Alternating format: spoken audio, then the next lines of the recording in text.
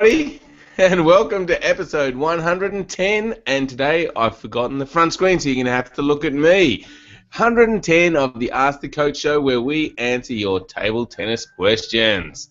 Today we'll be discussing the finished position of your forehand topspin, using long pimples to chop the ball low over the net, a tricky rules question, and whether red is faster than black. Plus, we'll be taking live questions from our viewers. I'm Jeff Plum, and with me, as always, is Super Coach Alois Rosario. Welcome, Alois. Good morning, Jeff. And yes, another good day, another day for table tennis. Beautiful. Indeed, indeed. Well, yesterday, Alois, in some countries, it was still World Table Tennis Day, and our PingSkills question of the day was, what did you do on World Table Tennis Day? Yes, yeah. So we explained what we did. So I was up in Tweed Heads commentating on the World Junior Circuit event, the ITTF event up there. Some people were looking for the link. It isn't up on ITTV, but we will post a YouTube link where you can see that. But Dieter had an interesting experience, so he put a comment in the blog on our website. So he said he got all excited. He organised this big event for the Monday at work, and got everyone all excited about it. Booked 2 tables for 4 hours, and nice hall. And then he worked out that it was Easter Monday and it was a holiday. And so very quickly people started dropping out, and ended up with, he did find a friend, but he and his friend went down there for the 4 hours. I don't think they used the 2 tables. That would have been a little bit extravagant. But yeah, they went down there, practiced, and he made a discovery, which is great. So he worked out that on the backhand side, you just need a little bit better footwork and to be in better position, because there isn't as much flexibility with your with where you hit the ball from with the backhand as with the forehand. So World Table Tennis Day, it was a worthwhile experience for Dieter in the end. So well done, Dieter. Yes, well done, Dieter, and that is quite a funny story. It sounds like something I would do. But at least it was worthwhile in the end. That's great. Okay, Alois, now the PingSkillers question for today is, are choppers making a comeback? So head over to our website, pingskills.com, click on the blog link and leave your thoughts. Are choppers making a comeback?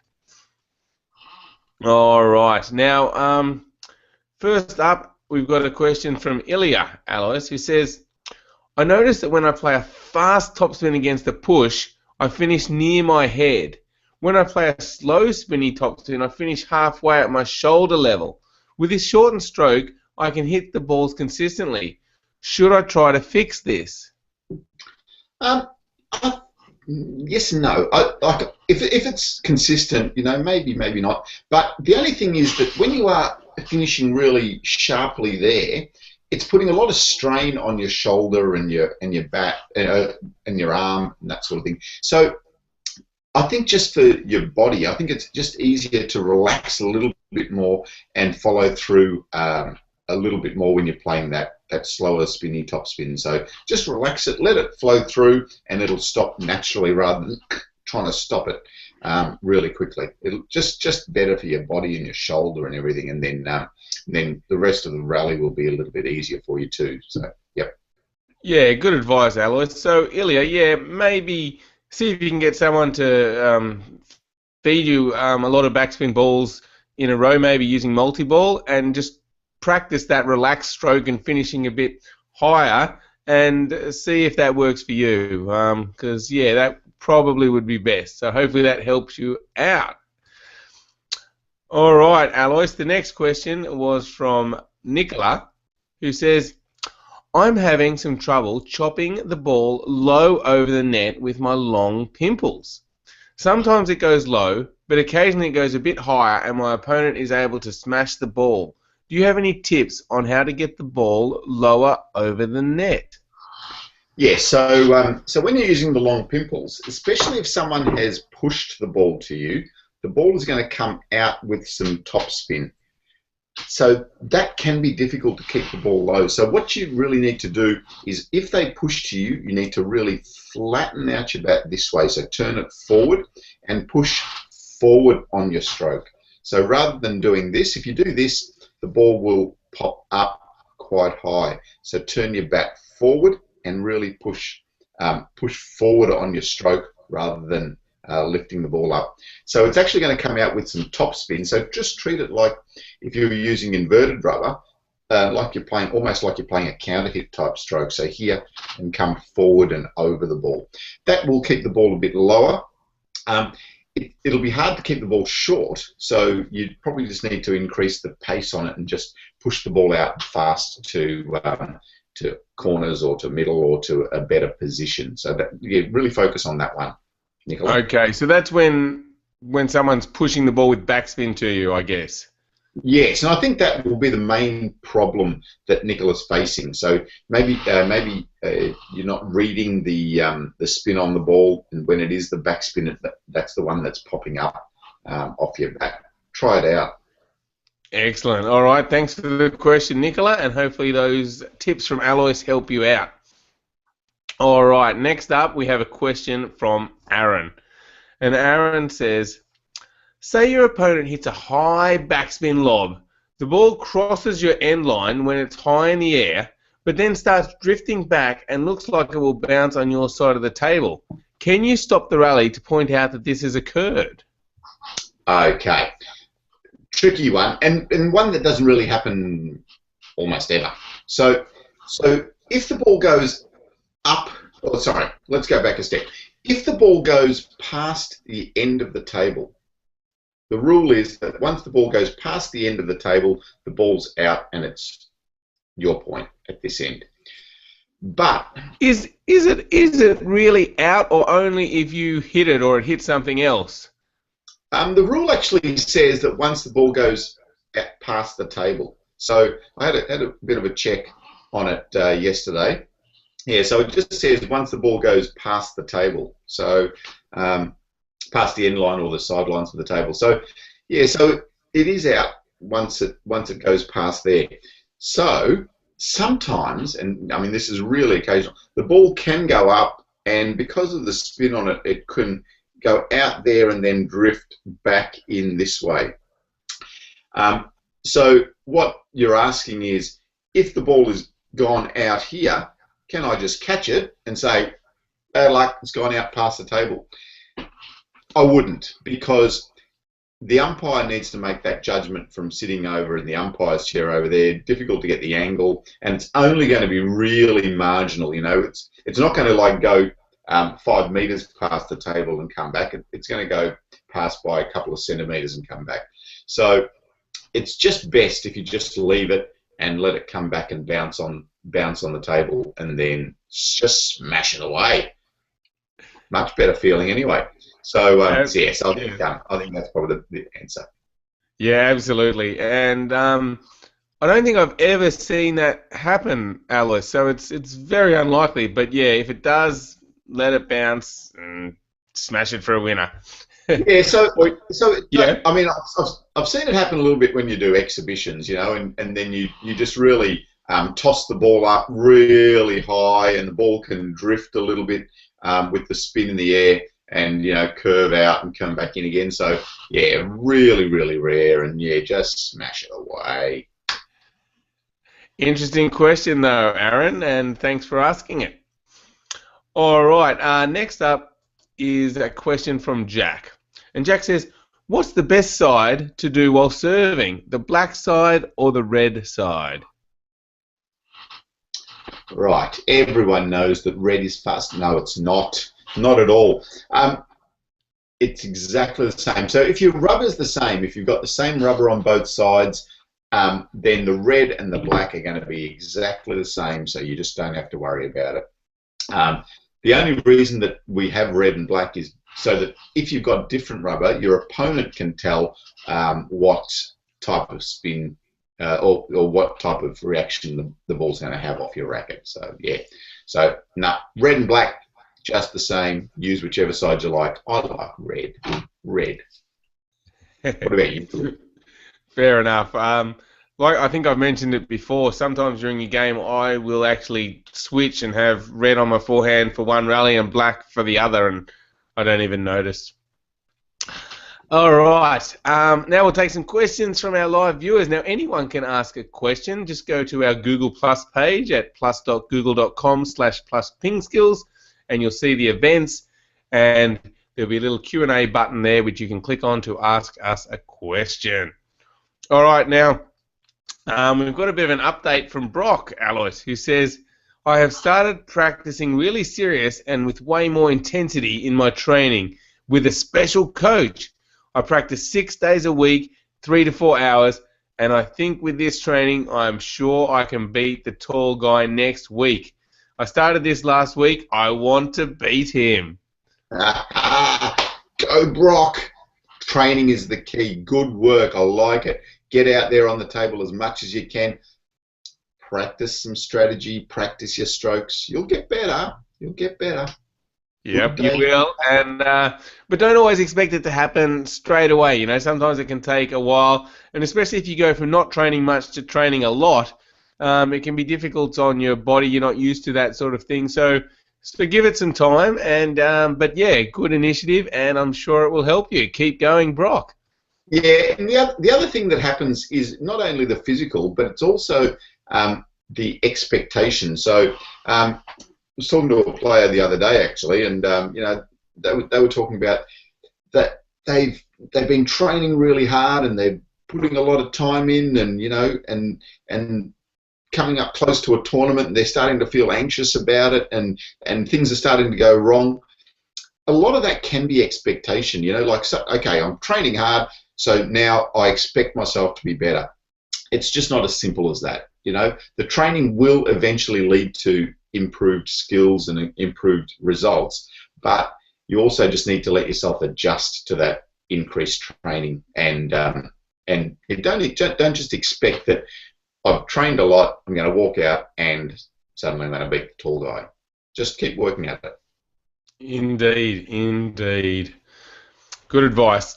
All right, now, Alois, you're going to have to help me out with this Russian name for this next question. Yes, that is a Russian name. Indeed, yes. I thought you might know who it was. We had it before. Yeah. Well, Ilya, actually, Ilya might be Ilya. Could be Ilya. Maybe Ilya. Anyway, let's just go with the question.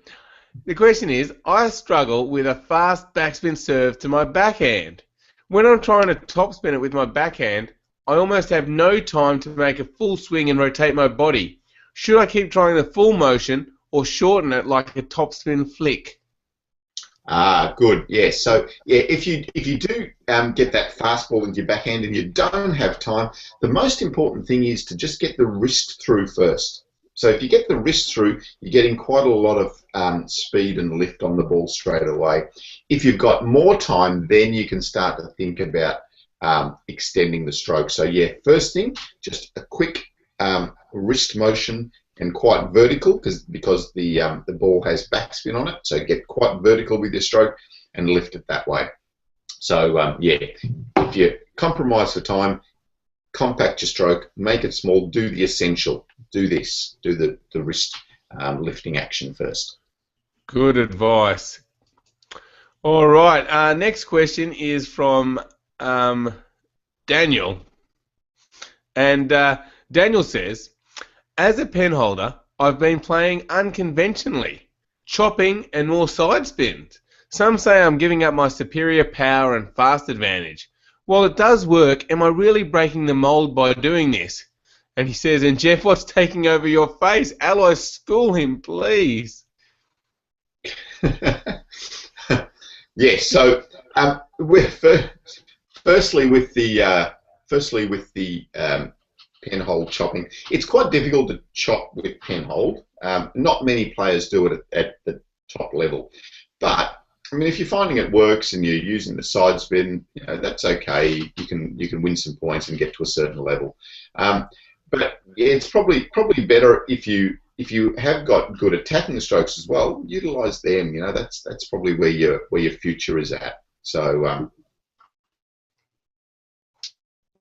and Jeff's taking over my face. Yeah, just stop it, Jeff. Stop taking over my face. No, I'm not taking over your face. He says something's taking over my face. Oh, Jeff, something's taking. Yes, Jeff. Have a shave. Have a look at my. Oh no, I forgot to shave too. Have a shave, Jeff. Have a shave. All right, I will have a shave for the next show. Great idea, Daniel. Next show, clean shaven. All right. Next question is from Quinton. From Quinton. So Quinton says, "Hey guys, are there any good tactics that I can use against a left-hander with a very fast, powerful forehand and a decent backhand?" I think he's talking about you, Alois. No, because he mentioned a decent backhand, and that isn't me. No. So often a player, and especially left-handers, don't tell too many people.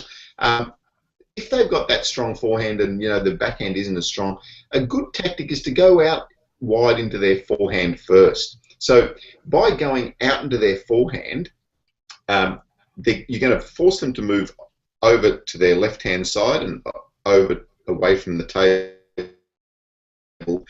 They're going to play that ball very cross-court or down the line even. Doesn't matter. Just expect it and just block that next one into their backhand side. So now you've exposed the weaker side by pushing them away into their stronger side. So that can be a really good, simple tactic. So with your serve, you can do the pendulum serve from your corner over there. Serve it wide out to the forehand.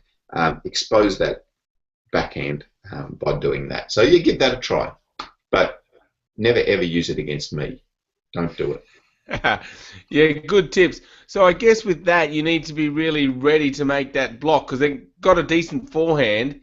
So I guess try and take them wider than they would normally, so it's not going to be their best forehand, and then just really get ready for that block into that backhand side.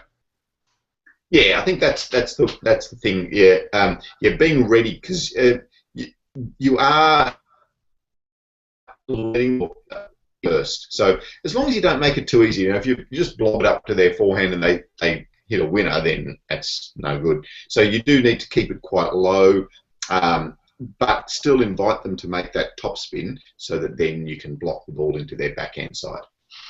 Yep, indeed. And I guess the important thing to remember is not to forget the basics with these tactics. Like these are good things you should do, but you still should be analysing the player and saying, well, where do they most dislike the serve? Are they better returning with their backhand or their forehand? I think you still should go through that process and figure out their weaknesses.